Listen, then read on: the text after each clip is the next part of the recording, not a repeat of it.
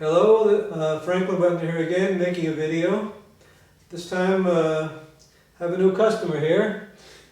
His name is Ben-Sion Lehrer, and we've known each other a long time actually. And Ben-Sion is thinking about doing this process of the process is a little different this time. We're thinking about using a lot of the Michael CHEKHOV acting techniques and tying that in with the Gestalt work on awareness and dreams. We'll see how far we get in the process. Ideally, we would just keep going until we come up with some kind of a performance project, something that we can show you, call it a show, call it a whatever, something creative that comes at the end of the process. But this is just the beginning.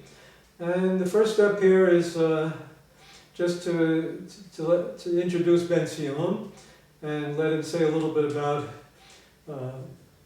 his life, what brings him to this point that he's interested in this kind of work, and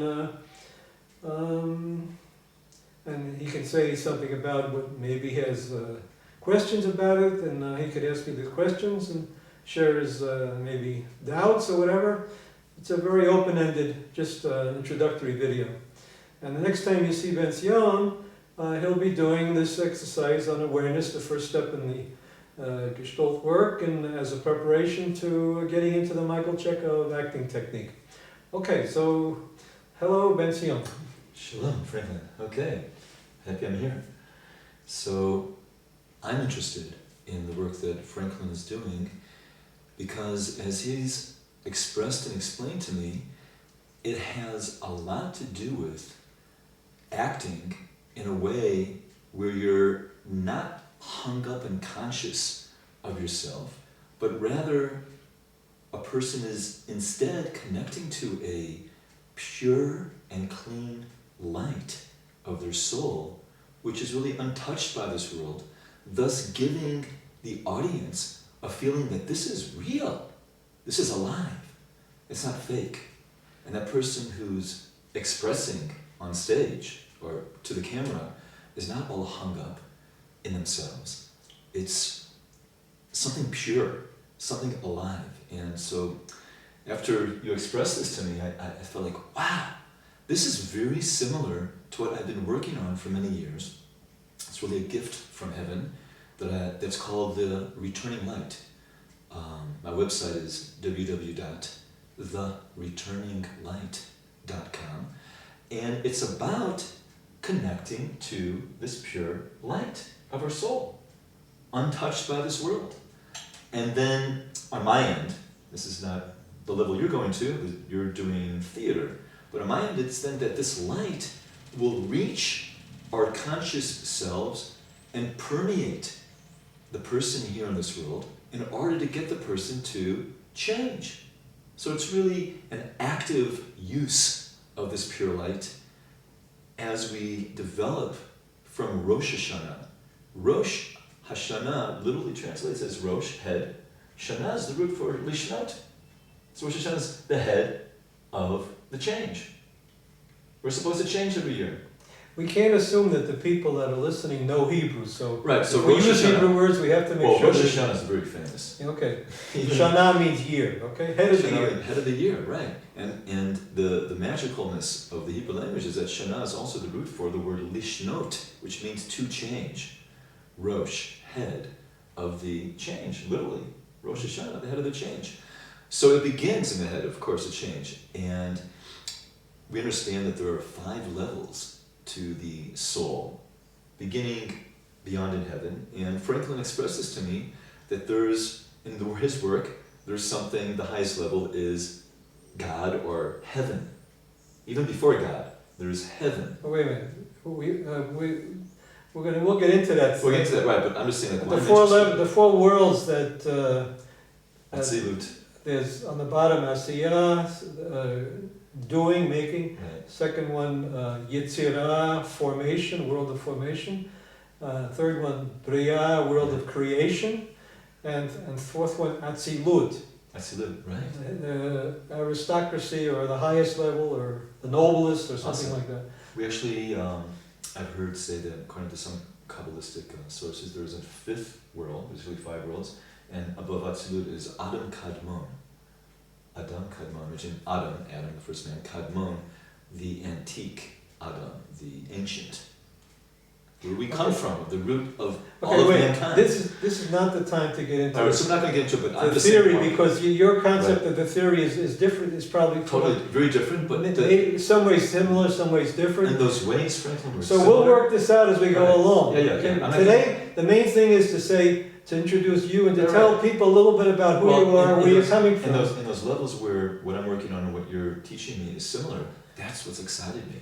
Okay. That I see the congruency between what Frankel is teaching and what I've been working on for many years. Like, Now this makes, right away I have an association to what he says. I've known this guy a long time. How many years do I know you I from? mean, we've seen each other around when I was not on Mount Zion and you were there doing the theater groups that you were performing with, and I saw signs. When was that around the first time, maybe? No, so maybe in the 80s, maybe, but I got there in 1982. I got to Mount Diaspora Yeshiva on Mount Zion. I was in a different yeshiva Yeah. in Jerusalem, Old City, and I didn't get to Mount Zion until like 92, but I didn't meet you on Mount Zion until you came back. I must have been around year 2000. Ah, well, you heard about me a little bit. Yeah, no, Because there's a lot of gossip at a place like that. No, it was. But the question I want to ask you is this. Things. Now, you're saying, we're doing things that are so similar. Then how come it took you about 20 years or so, 1982, 1990, whatever, how come it took you about 15 years to be here? Because there was nothing in Because I've basically been doing the same work, almost 38 years. There was nothing in your advertisements, especially the ones around the health food stores on Agrippas in Jerusalem. Everybody's welcome to come to Jerusalem. There was nothing in your advertisement that mentioned it, that it's about a pure light beyond who you think you are and connecting to this light and being more real and alive. There was nothing in your advertisements that gave me an idea of what you're doing. It was only now, until we're both here in Safat, that Franklin has sat with me and he's explained to me, and I'm like, wow. And to the point that when I listen to him, I begin to, my soul vibrates from it. I'm really, really interested in what you're teaching. And I see that it's useful for actors incredibly. That means it's useful for the audience, that the audience gets a charge. That it's not only the actor himself, but that the actor will be turning on people to something really good. Because when you're turned on, you affect other people. Mm-hmm. So I had no idea what you were doing. So frankly, I had no idea what you were doing. Okay. Tell me, let's start at the beginning, but a little where you're coming from. What kind of education did you have in the past, or what kind over the years? What sort of things have you done? So my spiritual journey didn't begin until I was 21. I grew up in regular suburbia. First, it was religious school, because I'm Jewish, and my parents, they basically fought in the Haganah in Israel, and they had to escape from the British. They wanted to listen, so I was born in America. And I grew up with a strong Zionist understanding of Israel. So I came for 6 weeks when I was 18. And amazingly enough, just coming to Israel, I did nothing religious then. It was called Ish. Ish stands for Israel Summer Happening. 18-year-old kid, we're walking around with our shirts off, and at the end of the trip, I had my shirt off in the Arab market, and I was very big then. I was always working out and arm wrestling, and people making money off me arm wrestling these Arabs, and then I got in a fight because I told a woman, just give him your final price and walk out of a store. And the Arab said, and he came up to me and he slapped me. Before he could do a second slap, I nailed him so hard. Before I knew it, he was back into all the hookahs and all this noise, and 40 Arabs were on me all at once. Then they were holding him, and I'm an American kid. Oh, they're holding him too? Oh, they're breaking up the fight. Boom.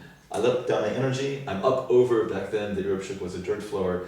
They're hitting me, trying to crack my head open, and God saved me. I mean, I'm really thankful. It was the last day of our trip. The interesting thing about Israel is that we did nothing religious. Just coming to Israel, my name is Ben Sion, my first name, son of Zion. Was that your original name? The name of my bris. But I grew up in America, I was called Ben. Ben? Ben or Benny. Benny.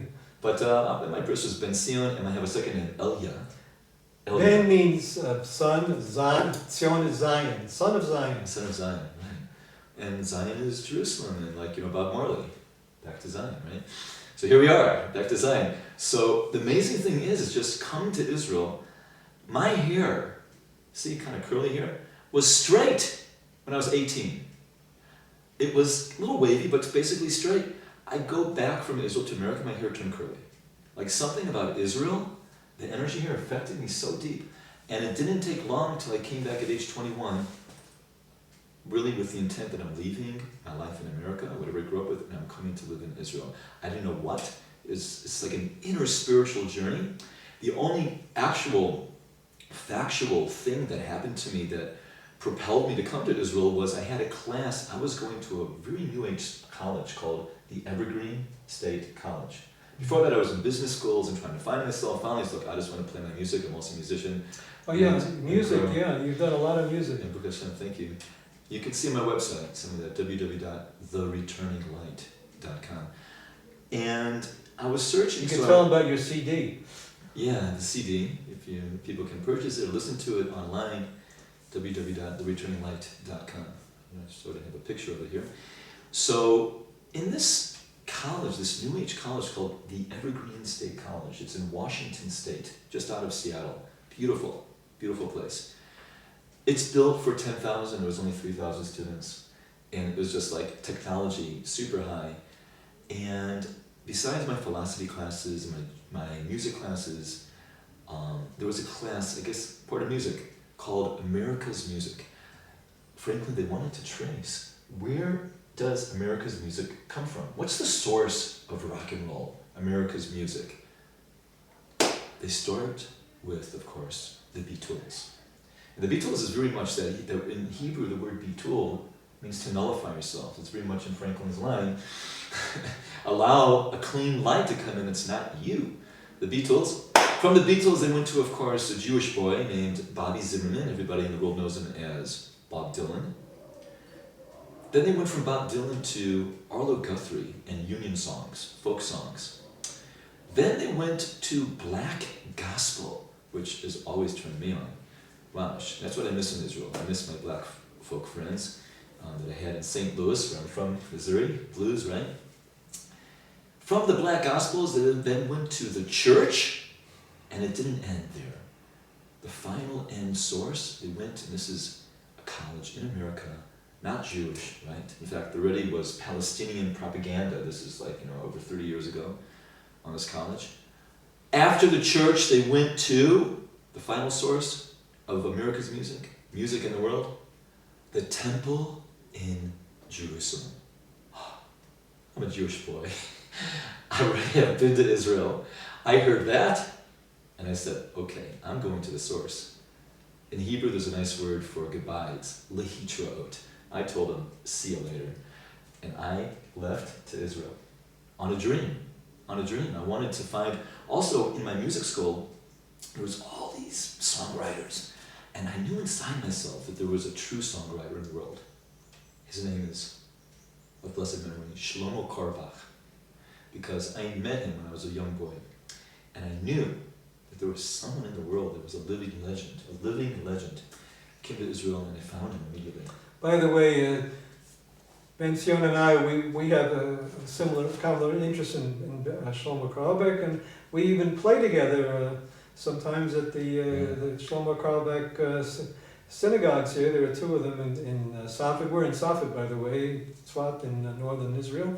And we play together. Franklin is one of the only people I know in Israel who has a similar guitar to mine, which is a 12-string guild, But people ask me, what is 12 strings? Like in Israel, we're like, what? 12 strings? I said, what's that about? I said, of course, it's obviously about the 12 tribes, the 12 sons of Jacob, right? We're in Israel, right? So they're 12 strings, but he has a beautiful guitar, and he plays perfect. I'm a little bit more avant-garde, out of the box, out of borders. And Franklin's right there with his note sheets, watching what he's doing, and I say to him, throw it away, let's just play. And he did it. He listened to me. I also play trombone also with him. He's great. He's humble. I enjoy it. But now he's putting his energy into what his heart really is into, which is bringing to the world a method, and a new method, right? This new person you're dealing with. Well, the famous actor teacher. A Michael, new method to Michael. Yeah, what's new What's his name, Michael? in this work with you? What's new here is the Michael Chekhov technique. I was using Gestalt and theater and Kabbalah many years, but just recently, the last 2 months or so, I discovered on the net, in depth, Michael Chekhov's work. There's a 5-hour video that he made, not video, it's a soundtrack that he had images that he made 1955, just before he died.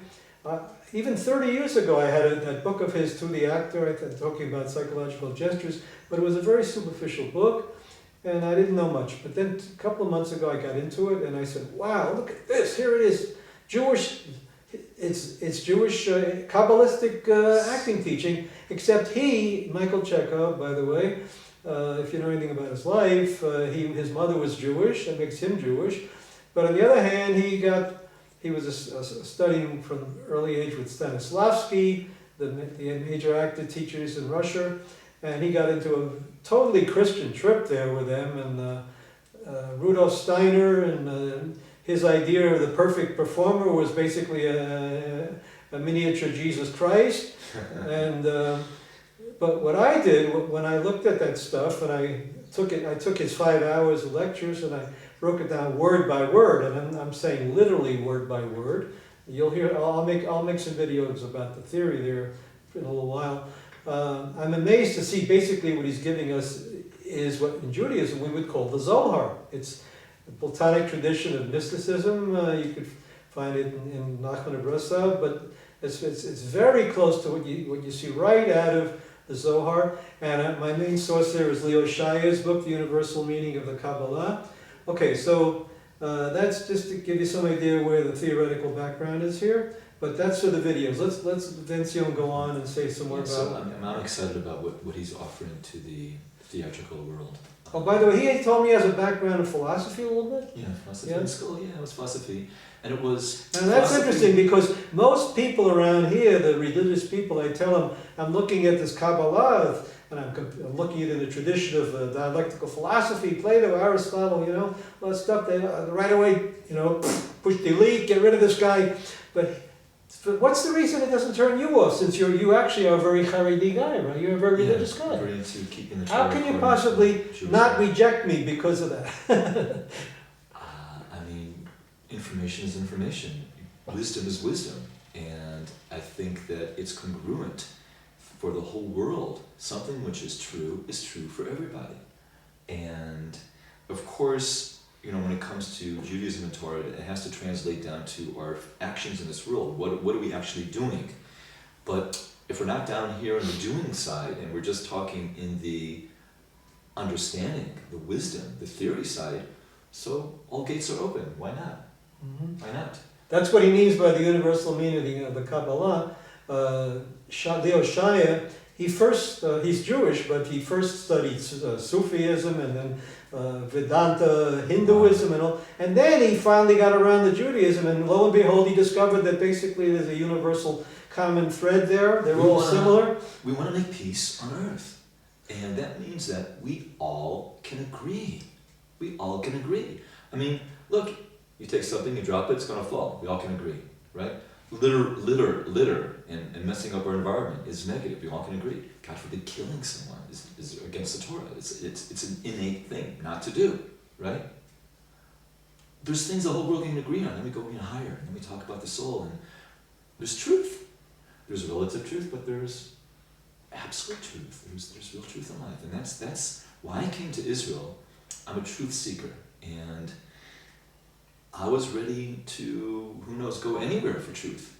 But thank God I found it in the learning of Torah. I found that our sages and those who are learning Torah are arguing to get to the truth.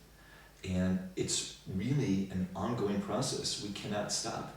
And I noticed, Franklin, the English word opinion starts with open. Yeah.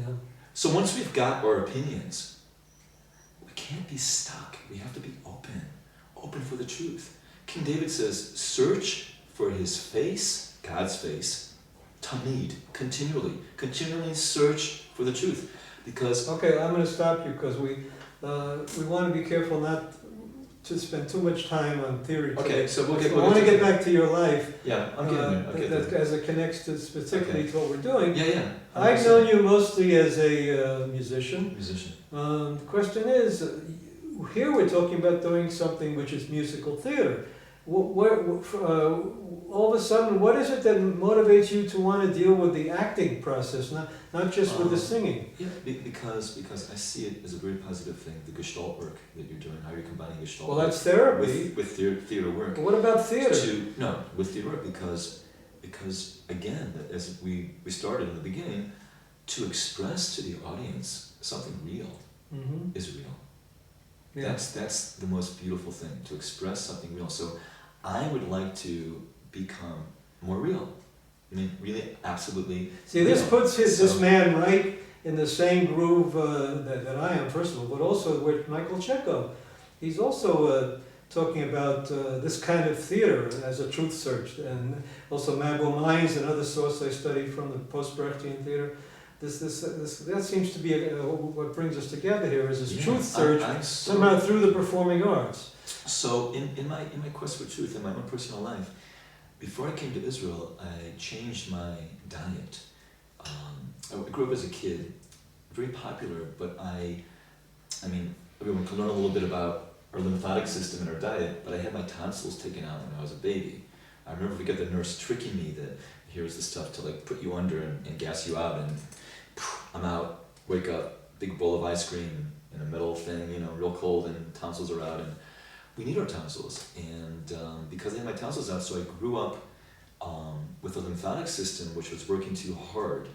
Basically the spleen and the tonsils are the main organs of our lymphatic system, and you take out the tonsils, then the spleen has to work much harder. Thus, many kids will grow up breaking out. You're going to tie this in with your decision to be a performer, right? 100%. My skin was breaking out. Yeah, it was very emotionally hard. Walking to a health food store when I'm in college, and the guy was like from New York and says, "You need to fast." I started fasting, and I changed my diet. Now my diet changed, plus when I came back from Israel, I grew up playing guitar, right? And I was playing Crosby, Stills, Nash & Young, The Beatles, Santana, who knows what, right? Yes. After I came back from Israel, and then even more so after my diet change, I couldn't play other people's music anymore. I had to pick up my guitar, and it became a meditation and a way of me expressing my deeper inside self. Of course, I used what I learned from all the other musical groups, right? To make a vessel for this new life, but I started writing my own songs. Have you ever done any work? Part of, especially Michael Chekhov, it's a lot connected to the connection between the body and the soul. He talks about one of his major points is we're doing psychophysical exercises. Psycho, in other words, from the soul, psyche, but also physical. So a lot of this stuff is using the body. Have you ever done work? You just said you're very strong. You can. I wouldn't risk fighting like that. What about your physical background? Have you done things that are related to performing in your body? In performing my body. Dance, for example. The dance is katas. You know, when I got to Israel, I had a great teacher, Steve Tannenbaum, who I'm back in touch with. I don't know if you know Steve Tannenbaum, who was living in the city in Jerusalem. He's a 4th degree kung fu praying mantis, and so I grew up weightlifting, right? You know, but then I became like, you know, a health food eater, and the muscle goes, and then I got real muscle. Instead of muscle that was built just from living on animals, I got real muscle from whole grains and beans, and just much more, it's quicker. And he told me, my karate teacher, get off the weights. So you were studying karate? Yeah, get off the weights. Okay. And get off the weights, and just stretching and punches and there's so kata. So I started doing How far advanced are you in karate? Well, I never got belts. Why? Because in order to get belts, you have to punch your friend. I mean, you have to spar. You have to spar. There's something in me, the peace part of myself. I can't hit. But you know a lot of the moves, right? I know all the moves. You know a lot of the moves. Yeah, I know the kata. So the kata is like a dance, and I'm an expert with amazing weapon that the Chinese, the Japanese, they used originally for plowing down their rice fields. You know, and the prophet Isaiah tells us that in the time of the Messiah, they will go back, they'll break their weapons and make them into plowshares. Well, nunchakos, right, started as plowshares, and I became an expert at that actually as a teenager. What is it called? Nunchakos. What is it? It's 2 wooden sticks with a string in between it, and it's very colorful. 2 sticks with a string? I never saw Yeah, it. Bruce Lee was one of the main experts on it. But the sticks that I have are, I think they're called Coca-Cola wood, the heaviest wood on the planet. Yeah. And God forbid if someone got hit with that, but not to hit, but as a dance, it's really beautiful. Maybe you can video me. I can bring them over. There's plenty of room in this room. I don't know, but you don't see the lights that we have set up here, but I have to be careful not to break one of these lights. Hold it. Let's do this right now. I'm going to go over to the camera and get you in focus. And can you want to do a little demo for us? I don't have my nunchucks with me, but but can you do? So you don't really can't. I'd rather work with the nunchucks. But okay, fine. Kata is also nice, but the nunchucks are very colorful, very beautiful, and yeah, I'd love to do that one day. And we'll just have to make a little bit more room, back up the lights a little bit. And so anyway, what's really amazing about that type of a dance is that can you do a couple of minutes of just various kinds of karate moves and stuff? Would you mind? A little bit. You know. Yeah, let's do it now. Since you mentioned it, okay. I'm just gonna move the camera, telephoto back a little bit. Get the chairs out of the way. Okay. Yeah. I'm lifting up the. Okay, now I see you basically from the knee up, and then you've got about a foot and a half on your head, okay. And you're right in the middle. Okay. So, in karate, right, you're moving like this. If God forbid someone throws a punch, right, and is coming at you, so simple, you move it to the side. You move it the way it's going. Use its energy, right, to move it. Now, if you want to turn around, don't get too close. Stay back. Turn around. Stay back. Okay.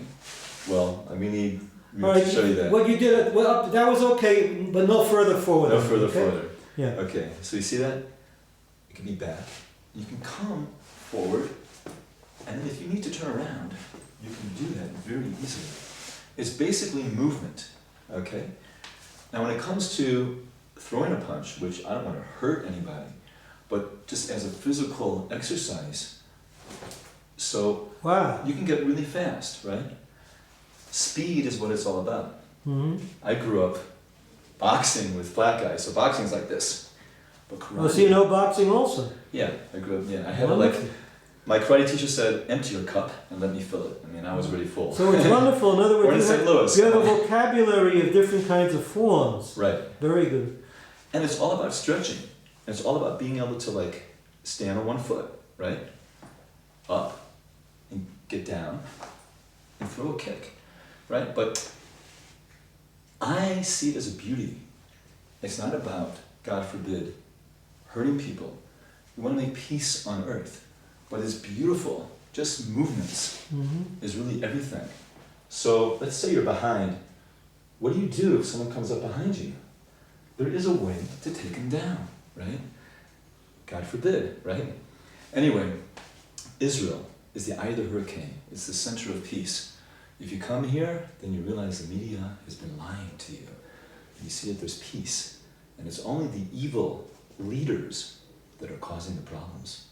Between the people here, the Arabs nation, they're wonderful. The Jews, wonderful. There's peace. Especially here in Safat, right? Whole different thing.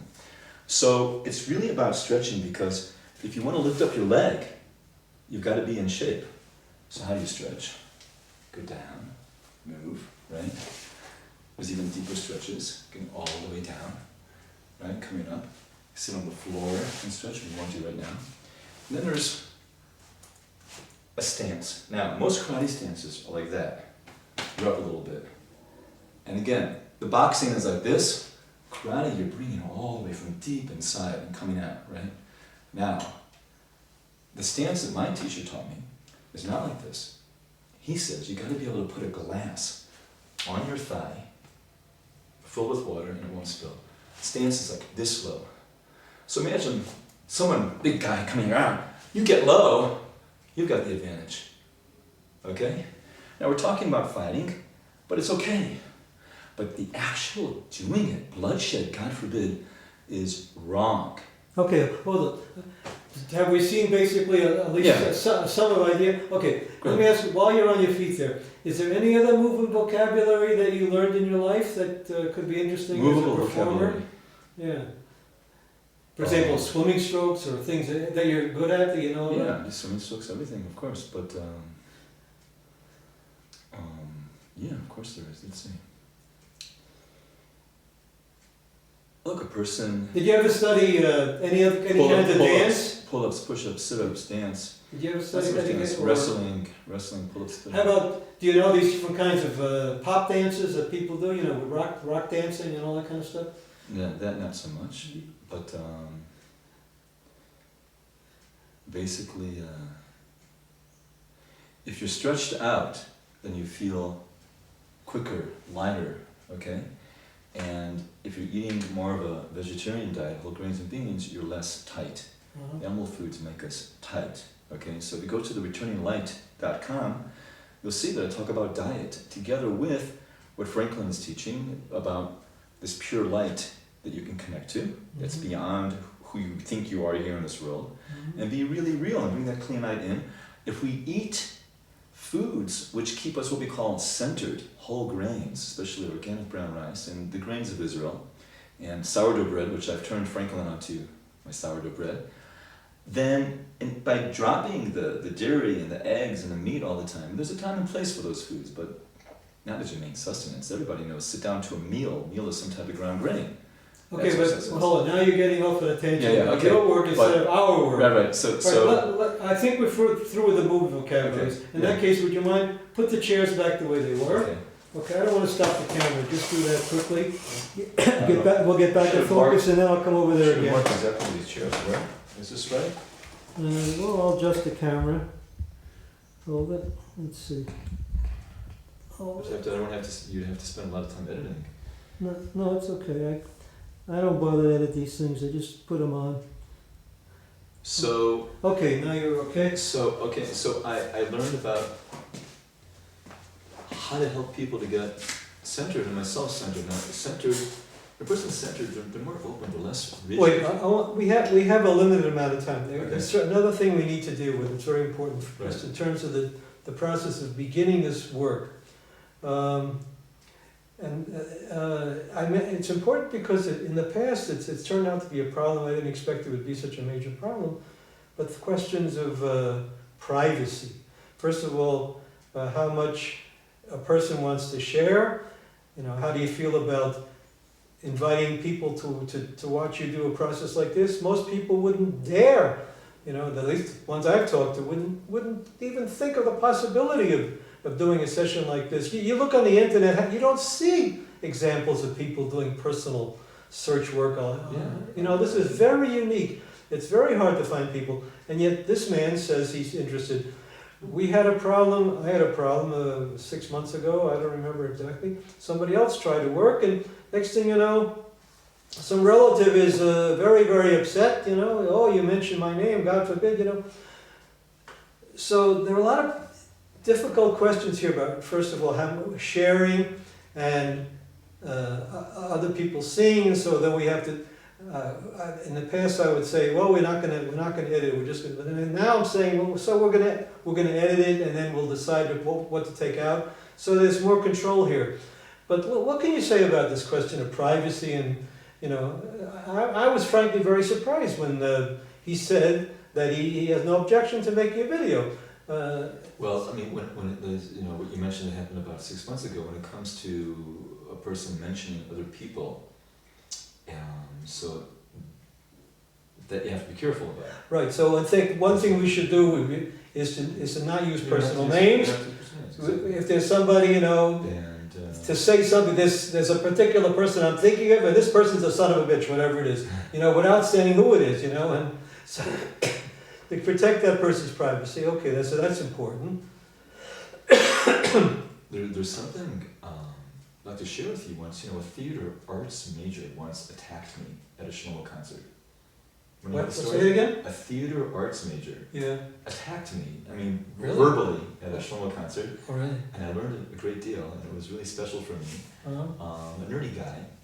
What happened was, you know, when you do a concert with Shlomo, did you ever play with Shlomo? No. So The closest I came was one day in New York. He needed a sound system, so we borrowed my sound system. Oh, that's a great thing. That's it. So he once played my guitar. But anyway, on stage with Shlomo, sometimes in the middle of the concert, Rabbi Shlomo Karbach, of blessed memory, he would stop the music and he would say a story for like 45 minutes in the middle of the concert. So okay, I'm on stage with him and okay, whatever. Not that I got bored, but I kind of put my guitar on my leg kind of, and I kind of like was next to a wall and I was kind of whatever. I wasn't focusing on Shlomo. Wow. Intermission, it was like in a theater. Intermission happens and a young man walks up to me, kind of nerdy guy. He says, I want you to know, I am a theater arts major and the lights were on you. And while Rabbi Shlomo Karbach was speaking, so because the lights are on you, everybody in the audience is going to look where you were looking. If you look at the wall, they're going to all look at the wall. But if you would have looked at Rabbi Shlomo Karbach, everybody would look at Rabbi Shlomo Karbach. And I looked at him and I was like amazed. And I said, oh, do you mean that where I look, the whole world will look? The audience will look to where I'm looking? And I gave him a hug and a kiss. And I was like, oh, wait, what are you doing? I was like so turned on because I realized that if I look to heaven, then the whole world will look to heaven. I'm serious, and that was a special moment in my life. And he was like, arr. Okay, so now tie this in with your decision to opening yourself to letting these people here watch this process that you still haven't done, but you might do. Okay. If I feel that this is a healthy process to go through, what Franklin, I think, from the deepest part of his soul, he really wants good for the world and the people, that if people can witness somebody, I guess yours truly, go through it in an honest way, something which is healing and helping us to get to our pure soul, and not the part of ourselves that's been deranged by this physical world we grew up in, with all the trips people have gone through, from your school teachers to this happened and that happened and that's someone, and this negative thought and that negative thought and who knows what. If people watching me open up will help them to also open up. By the way, Michael Chekhov talks about, he talks about your higher self and your lower self. The lower self is the self he's talking about, your everyday self. Maybe I want to help people to reach the higher self.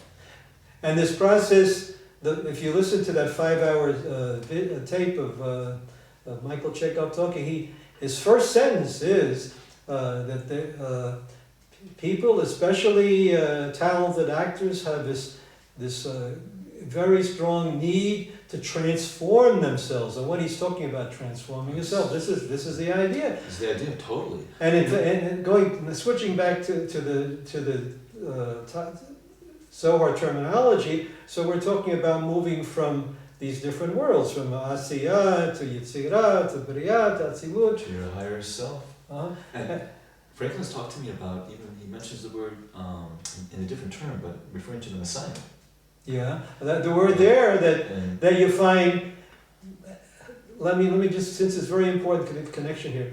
So what the last part of that sentence that Michael Chekhov says, and speaking in theatrical terms, what I'm talking about, characterization. So what Chekhov is calling characterization, the Kabbalah is calling Metatron, or in the context of his Rudolf Steiner Christian terminology, the actor is a kind of a Jesus Christ, as kind of a Messiah figure. And in Judaism we would say, the inner Moses, or the word Metatron. I like that, inner Moses. All of these different jargons going from system to system, but they're talking about this kind of a voyage, this journey, this search for truth, going up from one world to the next. And as we go along, I'll try. As he experiences these things, and as we discover every person, we discover there are certain blocks, certain ways that certain things don't happen that could happen or that should happen. So then we can talk about the interruption of this process of going from one world to the other in different ways. for example, Michael Chekhov, for a performer, for an actor, he's not going to talk about interrupting the journey of your soul so much. He's going to talk about what is it that makes you a monotonous actor. In other words, what are the ways that you interrupt your characterization or your ability to be an actor? And there he talks about so he's using theater jargon. So you can talk about a religious jargon or a theater jargon or psychological jargon.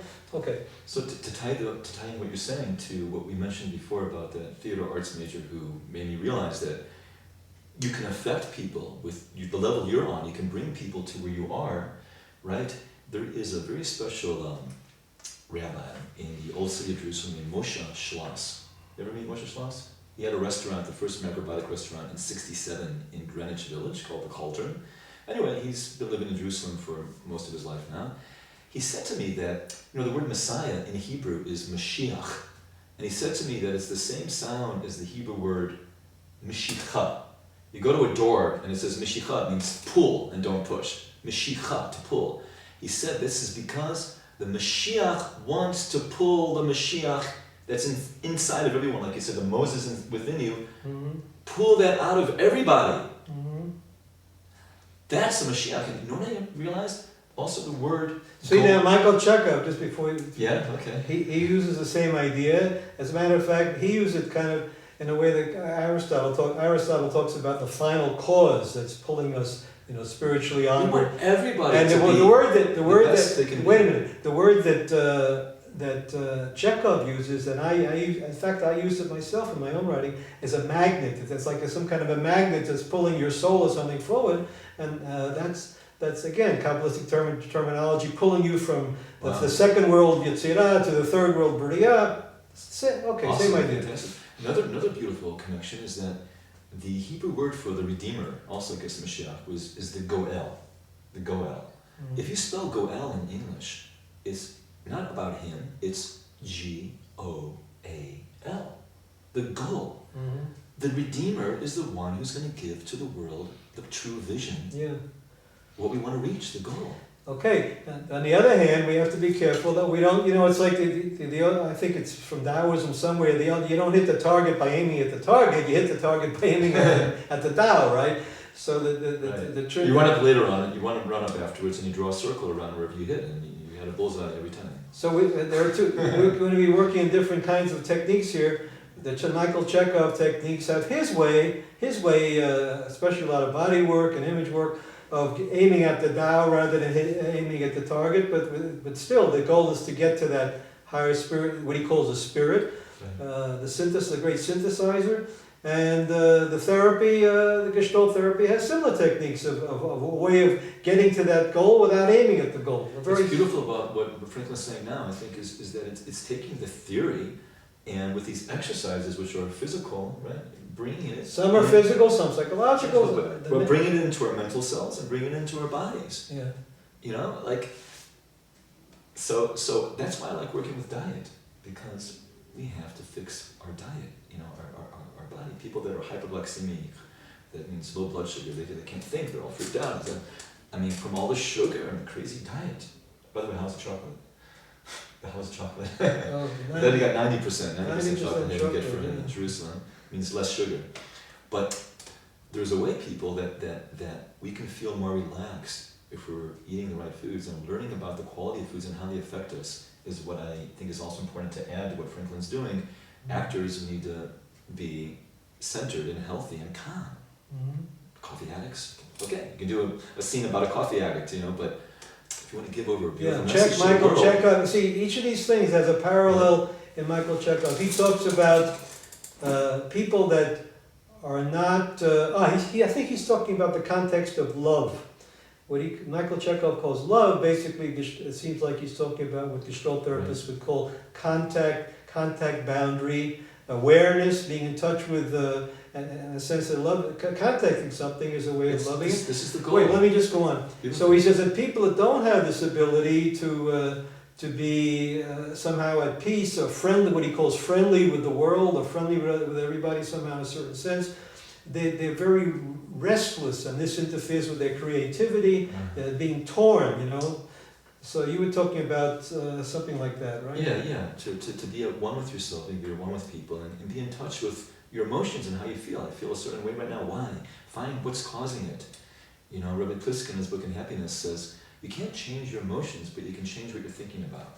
And that will change your emotions. That's another, you keep hitting these points. You see, you already basically know a lot about Michael Chekhov's work. He says the same. What he says is that his jargon is like this. An actor, our emotions are very complicated things. We cannot force our emotions. We can't control them. That's why he's against the sense memory technique of the Strasbourg studio. And he's saying instead of that, what we need to do is to learn how to work with what he calls sensations. Now, what does he mean by sensations? If you translate it, you look at a dictionary, sense can mean idea, sense can mean contact with something, awareness. So he's basically talking about gestalts, what they call gestalt therapy. Awareness. In other words, awareness. So the first exercise that we're going to do next time you see Ben Sion is going to be his introduction. He's never done it before, I'm happy to know that, to working on awareness in the gestalt therapy way. And he's going to be looking for learning how to work with what Chekhov calls sensations. Except that Michael Chekhov wrote that in 1940, and the Gestalt therapy came along in 1950, 60, so he didn't know, he couldn't quote Fritz Perls about Gestalt, because the Gestalt at that time was only some kind of a scientific thing that psychologists studied in a laboratory. It wasn't until Fritz Perls came along in the 60s, the 50s, 60s, and made it a pop thing that everybody was talking about. Again, this idea of sensations are... that's something, awareness, what was the context there? I got off on a tangent. Well, last thing you said was what? What was the last thing I said? You can roll back the tape and find out. What? You can roll back the tape and find out. But somehow or other, rather than emotions, working in terms of awareness, somehow or other, as being a key. Basically, the subject is that if the crowd sees somebody who is real, and the person himself is experiencing sensations, experiencing life, then it helps you to experience life. Yeah. With each other. That's the beauty of it. Yeah. So that's why people like watching sports or the wide world of sports. You know, like going tobogganing, you know, or going through the snow real fast, or skiing, or jumping out of a plane, you know. So again, now Michael Chekhov talks about this also. He's talking about love, and he's saying we need to love an actor needs to love the audience. If you ignore the audience, you know, again you're going to end up. That's hard for me. I feel like I'm very intense. I mean, right now because I feel relaxed, looking at everybody and saying hi, but often when I play my music, I end up closing my eyes. And I go to my own world, my own prayer. Well, he's not saying you look at the audience, but somehow or other, this kind of sense of being in touch, that including the audience in your world. This is a very profound idea, you know. The idea of being totally involved in your here and now situation. You know, in Judaism, Hamakom is the name of God. Hamakom, right. The place. Which place? The here and now situation you're in your life. And to be involved in that messianic now, totally involved in your circumstances. And if you're a performer, the circumstances somehow include the audience. So the trick is how to be including this audience, you people out there, not so much in a direct way where we're talking to you now, but somehow or other expanding, you're radiating out your life or somehow or other, so that your situation includes basically everybody in the space or even in the world or something like that. Beautiful. Now these are powerful concepts, and I don't know how, frankly, I don't know how doable it is myself.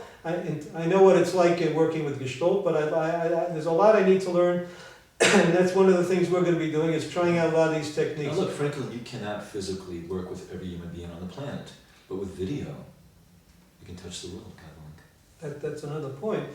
By the way, I want to confess right off the bat here, this is my moment of truth here, that, like I said, I discovered a lot of this Michael Chekhov theory and techniques on the internet about 2 months ago.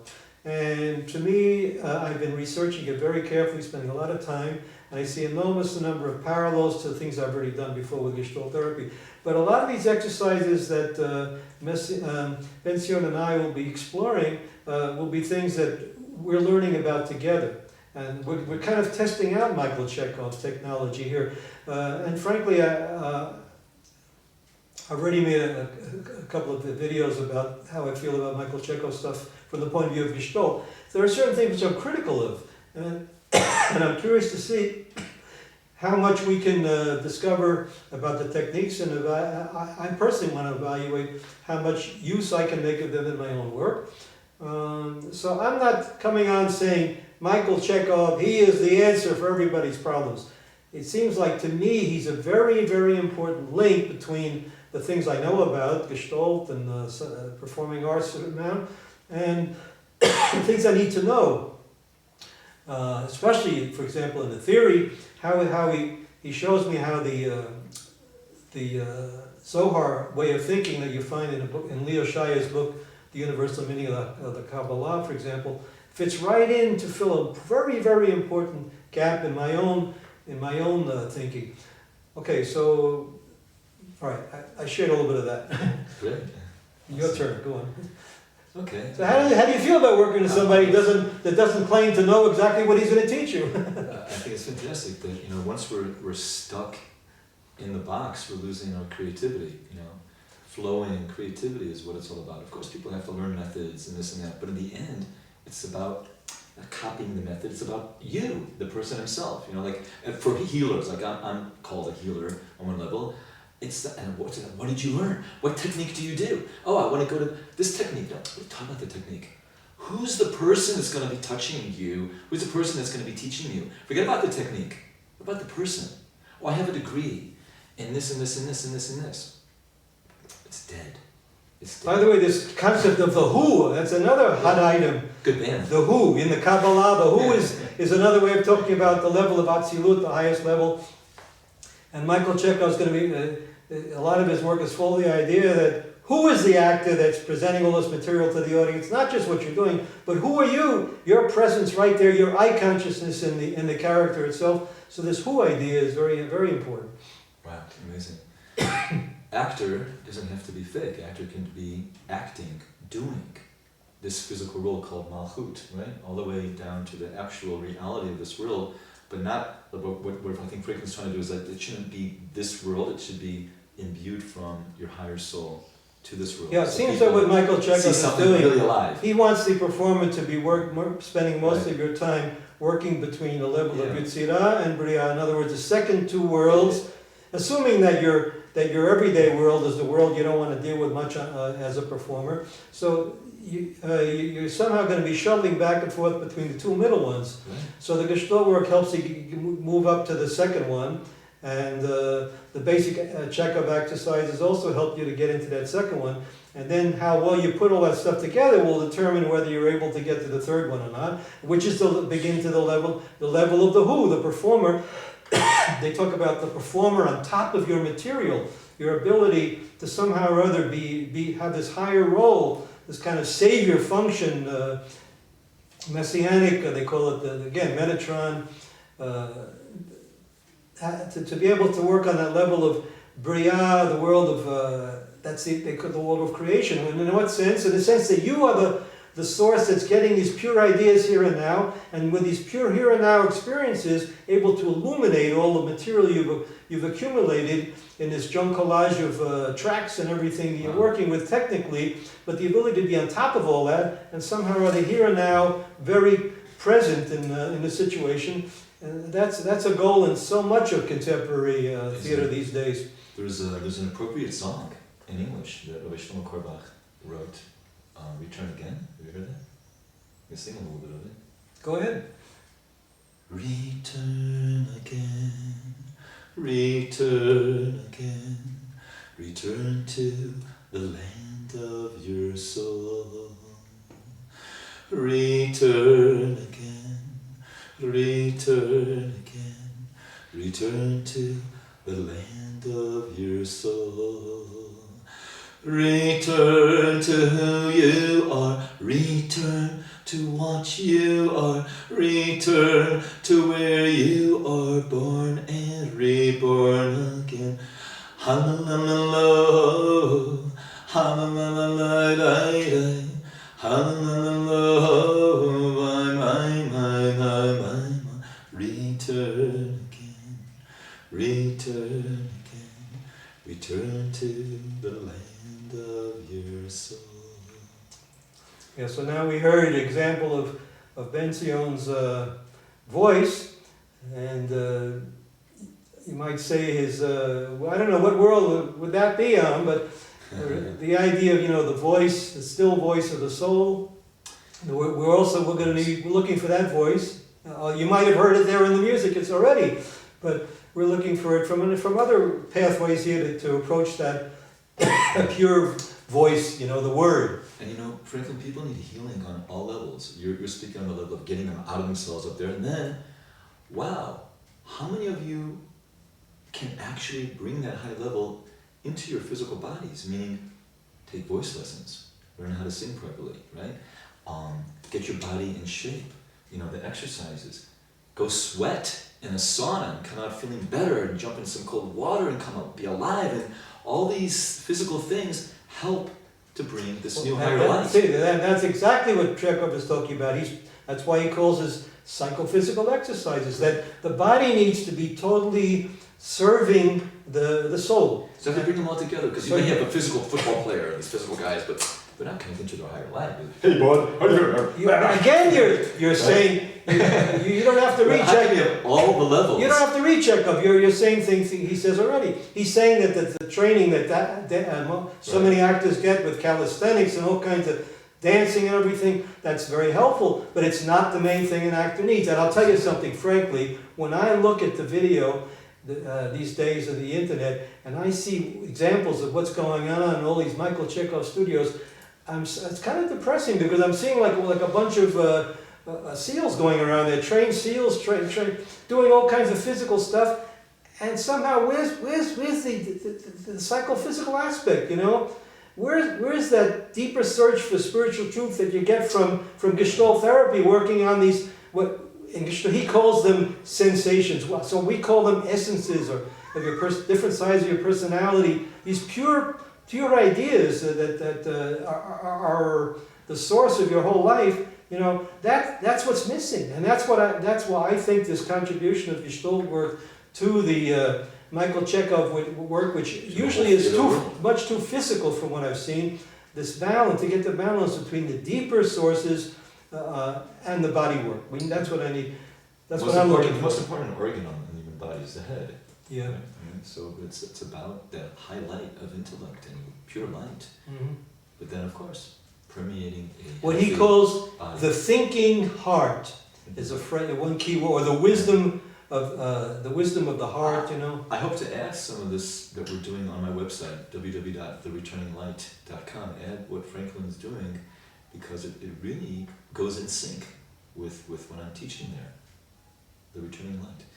It's part of it, and you're showing me a vehicle, a way that it's not just theory, but like act, use it, Mm-hmm. use it in our lives. Mm-hmm. I'm looking at the clock there. We must be getting to the last 2 minutes. I'm going to just take a look at that tape and see how much time we got. I think we're just about finished. Doesn't tell you? And we've got about 2 more minutes, okay? A minute and a half. So anything else you want to say at the end about the idea of starting to do this process? Anything else you want to say? This process is amazing.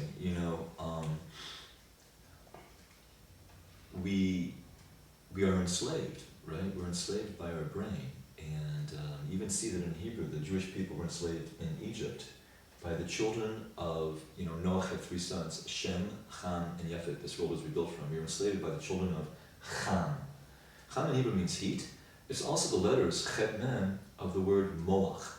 We were enslaved by our Moach. Moach in Hebrew means brain. So I think what Franklin's teaching is that we are aware of what we're thinking.